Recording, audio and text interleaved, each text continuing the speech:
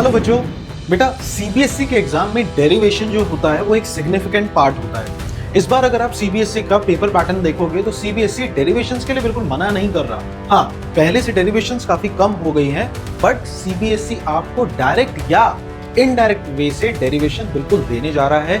अगर आप पूरा फिजिक्स का सिलेबस देखें तो बहुत सारी डेरिवेशंस हैं, बट आज मैं इस वीडियो में आपके लिए लेके आया हूं most important and highly repeated top 20 derivations जहां से बहुत ज्यादा चांस है कि पेपर बन के आएगा। अगर आप ये 20 डेरिवेशंस करके जाते हैं तो आप मान के चलिए कि आपके 10 से 12 नंबर 70 में से कंफर्म है, क्योंकि डेरिवेशंस इतना वेटेज रखेगा ही रखेगा।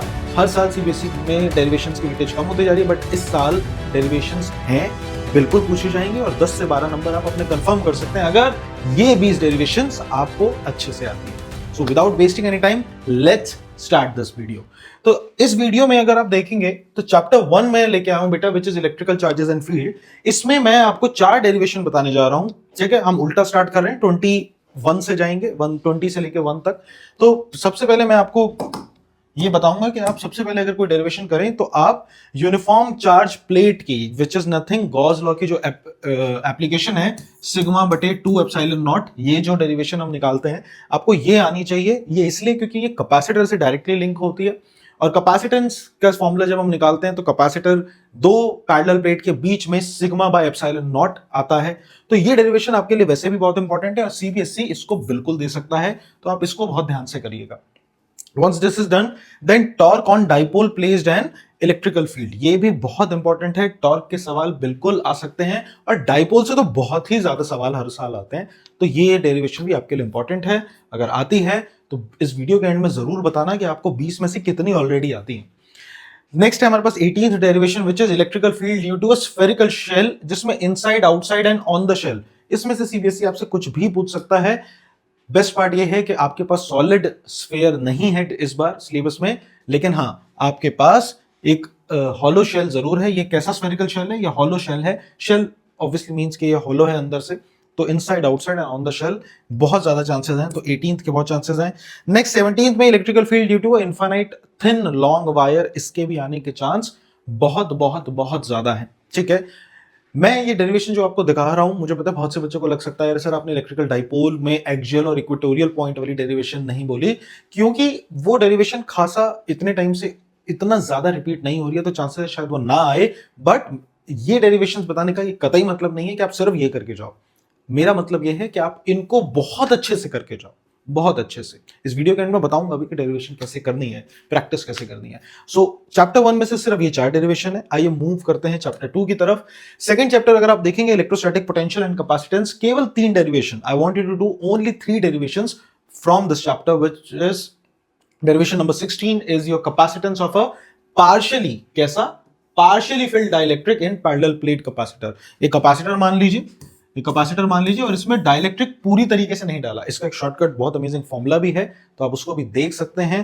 बेटा इन सभी चैप्टर्स की one shot videos JEE level की और सीबीएसई के हाई लेवल की वीडियोस ऑनलाइन पे हैं। आप चैनल को सब्सक्राइब करो और इन वीडियो को आप मुफ्त में देख सकते हो। खैर, so this is the derivation जो आपको करना चाहिए, बहुत इंपॉर्टेंट है। कैपेसिटेंस की एक मोस्ट इंपॉर्टेंट सीरीज भी है कि मास्टरिंग कैपेसिटर, जिसमें मैंने 23 से 24 वीडियोस बनाई है, आप उसको देख सकते हो। नेक्स्ट है 15th, which is dipole energy in a uniform electrical field. अगर एक डाइपोल को आप यूनिफॉर्म इलेक्ट्रिकल फील्ड में रख देते हो तो उसकी नेट पोटेंशियल एनर्जी क्या आती है? पीई कॉस थीटा, है ना। तो ये कैसे आया, ये आपको आना चाहिए। नेक्स्ट है capacitance of a parallel plate capacitor, जाहिर सी बात है epsilon nought A by D, C equals to epsilon nought A by D. 4 line की डेरिवेशन है, ये आपको आनी चाहिए, इंपॉर्टेंट है। ये आ गई तो इसको करने में आपको ज्यादा दिक्कत नहीं आएगी। तो ये 3 डेरिवेशन आपके लिए बहुत इंपॉर्टेंट है। आइए आगे बढ़ते हैं, चैप्टर 3 पे आते हैं, which is your current electricity. और करंट इलेक्ट्रिसिटी में नंबर 13वीं जो डेरिवेशन है वो relation between current and drift velocity. क्या रिलेशन होता है? I equals to V D E N A. Very very important relation. ये कैसे बनाया, और ये एक बार आ जाए तो इससे ओम्स लॉ कैसे प्रूफ करते हैं, ये भी आपको आना चाहिए, मोस्ट इंपॉर्टेंट है, जरूर करना। Then 12th, the equivalent EMF of cells joint in parallel, बहुत इंपॉर्टेंट है, आपको जरूर आना चाहिए। मैं तो आपको कह रहा हूं कि अगर आप ये डेरिवेशन करो तो कॉम्बिनेशन ऑफ सेल्स भी जरूर करके जाओ, जिसमें सीरीज और पैरेलल में आपको देखने को मिलता है। So this is also important. This is your derivation number 12th। आइए मूव ऑन करते हैं, चैप्टर फोर्थ में आते हैं। चैप्टर फोर्थ में हमारे पास है derivation number 11 which is force on a current carrying parallel wires. दो वायर जो एक दूसरे के पैरेलल हैं, उसके बीच में आपको फोर्स निकालना है। तो मोस्ट इंपॉर्टेंट है, फॉर्मूला भी इंपॉर्टेंट है, और यहां से 1 एम्पियर क्या होता है ये भी पूछा जाता है, तो मोस्ट इंपॉर्टेंट है, जरूर करना। Then chapter derivation number 10 which is magnetic field at the centre of a current carrying coil. एक करंट कैरिंग कॉइल है, उसके सेंटर में कितनी मैग्नेटिक फील्ड है, बच्चों वाली डेरिवेशन है, आप इसको कर सकते हैं, इंपॉर्टेंट है। Then your derivation number 9 which is magnetic field along the axis of a current carrying loop. मान लीजिए करंट कैरिंग लूप है, इसके एक्सियल पॉइंट पे यहां पर नेट कितनी मैग्नेटिक फील्ड है, axis of a current carrying loop, ये बिल्कुल आपसे पूछा जा सकता है। ध्यान से देखिए, अभी हम सिर्फ चैप्टर 4 पे आए हैं और 20 में से 9 डेरिवेशन आपको मैं बता चुका हूं। इसका मतलब शुरुआत के पहले 3 से 4 चैप्टर आपके लिए बहुत इंपॉर्टेंट है। सेकंड बुक में तो डेरिवेशन के नाम पे कुछ है ही नहीं, फर्स्ट बुक में ही है, और फर्स्ट बुक में भी पहले 3 से 4 चैप्टर में डेरिवेशन है। तो आप ये मत सोचो सॉरी इतनी सारी डेरिवेशन कर दे रहे हैं, 3 से 4 डेरिवेशन ही है, ठीक है ना। तो यहां पर खत्म होती है आपकी चैप्टर 4। आइए चैप्टर 5 में आते हैं, मैग्नेटिज्म एंड मैटर। कोई भी डेरिवेशन आपको नहीं करनी, सो नो डेरिवेशन, कोई डेरिवेशन इसमें नहीं है, जो मुझे लगता है इंपॉर्टेंट है। चैप्टर 6 में भी अगर आप आएंगे तो सिर्फ और सिर्फ आपको एक डेरिवेशन मिलेगी, विच is your derivation number 8 which is mutual inductance of a solenoid. Very very important, mutual inductance of a solenoid जरूर करना, बहुत चांसेस हैं कि आपको शायद म्यूचुअल इंडक्टेंस आ जाए, ठीक है। देन आते हैं chapter number 7 which is alternating current. इसमें भी कोई डेरिवेशन नहीं है। मैं आपको याद दिलाना चाहूंगा, इसमें डेरिवेशन नहीं है, आप इसको ये मत समझना कि एसी जनरेटर या ट्रांसफार्मर को डेरिवेशन में मानो। वो एक मोटा मोटा एक तरीके से इक्विपमेंट्स हैं, तो उनके बारे में आपको पता होना चाहिए और फॉर्मूले का थोड़ा आइडिया होना चाहिए, ठीक है ना। अगर आप उसको भी डेरिवेशन मान रहे हो तो फिर मैं उसको ऐड कर सकता हूँ इसमें, लेकिन वो डेरिवेशन नहीं है, वो बेसिक इंस्ट्रूमेंट्स हैं जिसके बारे में आपको पता होना चाहिए, ठीक है ना। तो ये आपके लिए इंपॉर्टेंट है। आरएलसी नेटवर्क की डेरिवेशन नहीं है, आपको सिर्फ फेजर डायग्राम ये सब थोड़ा आना चाहिए, डेरिवेशन नहीं है तो टेंशन मत लेना। तो चैप्टर 7 में भी आपके पास बेटा कोई भी डेरिवेशन नहीं है, ठीक है ना। सो मुबारक आप सभी को।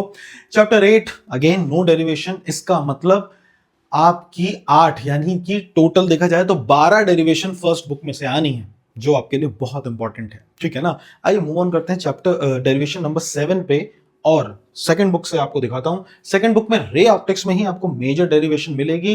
देखिए 7वीं डेरिवेशन है refraction at a spherical surface, important है, ये सब करके जाना, क्योंकि ये सब में से पक्का आने वाली है, और रे ऑप्टिक्स में तो गारंटीड आएगी, ठीक है। फिर magnifying power of a compound microscope when final images at D.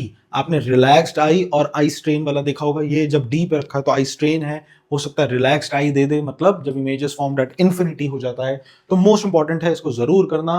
Ray optics के अगर आपको नोट्स की जरूरत है तो ज्वाइन करो हमारा टेलीग्राम पेज। टेलीग्राम पेज पे आपको सारे हैंड रिटन नोट्स मिलेंगे, बहुत अच्छे सारी चीजें समझ में आएंगी आपको, और लेटेस्ट अपडेट्स तो मिलते ही हैं।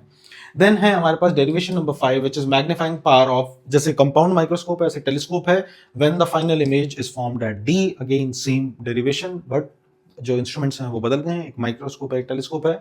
उसके बाद आता है relation between refractive index and minimum angle of deviation. Prism की ये डेरिवेशन है, बहुत इंपॉर्टेंट डेरिवेशन है, बहुत चांस है इसके आने के, बहुत चांस है। यहां से आप गारंटीड लिख लो, 5 नंबर का सवाल पक्का है, ठीक है ना। 5 नंबर का बड़ा क्वेश्चन यहीं से आना है, जिसके में एक डेरिवेशन और एक न्यूमेरिकल भी पक्का आना है। मैं पहले ही बता देता हूं ऐसे ही आएगा।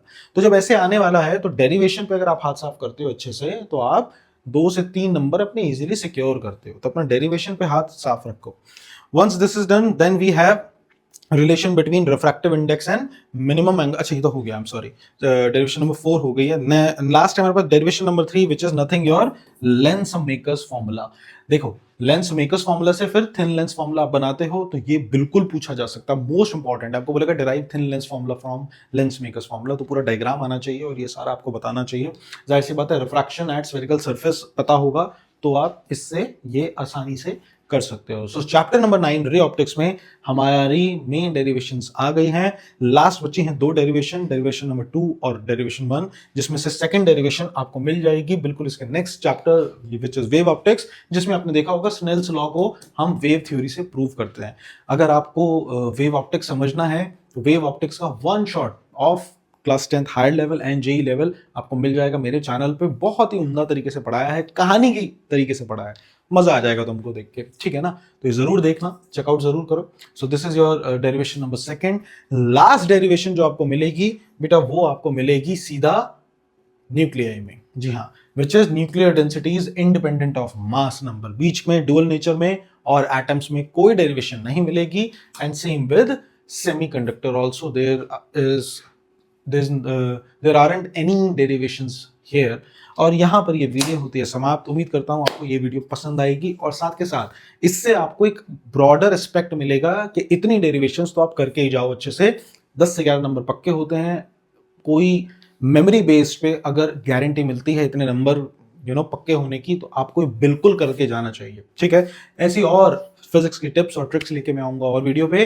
चैनल को लाइक शेयर और सब्सक्राइब जरूर करो और मिलते हैं अगली वीडियो में।